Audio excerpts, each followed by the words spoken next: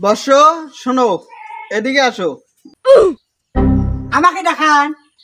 হ্যাঁ, তোমাকে দেখাই, আসো, এখানে আসো, আমার এখানে আসো। কি করবেন দাদি কোন তো বাড়ির কাম আছে। তোমার হাতটা একটু দাও। আমি তোমার 3টা ভবিষ্যৎ জানি, বলবো? বলেন। এখানে আমি দেখতেছি তোমার স্বামী থাকা সত্ত্বেও তুমি পরকীয়া করো, কথা কি সত্যি? জি। বলো বিসমিল্লাহ। বিসমিল্লাহ। রাগ করলা? না। আরো একটা ভবিষ্যৎ বলছি, বলো সুবহানাল্লাহ।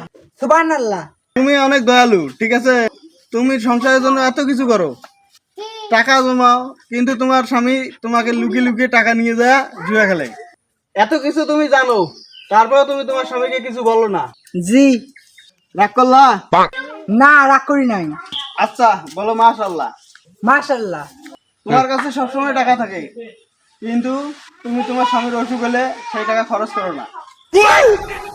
আর এদিকে তুমি যখন ফকির আছে তখন তোমার মন উজাড় করে তুমি দান করো, কথা কি সত্য? জি। আমি যে তোমার হাত দেখলাম, তুমি তুমি চাইলে কিন্তু 1000 টাকা আমার হাতে দিতে পারো, কিন্তু আমি তোমার কাছ থেকে 1000 টাকা নেবো না। তুমি চাইলে আমার একবেলা খাওয়ার জন্য 500 টাকা দিতে পারো, এটা আমার ভক্তের কাছে চাওয়া। রাগ করলা? রাগ করবেন না তো বাল করবে, কামের সময় আমার দোকান।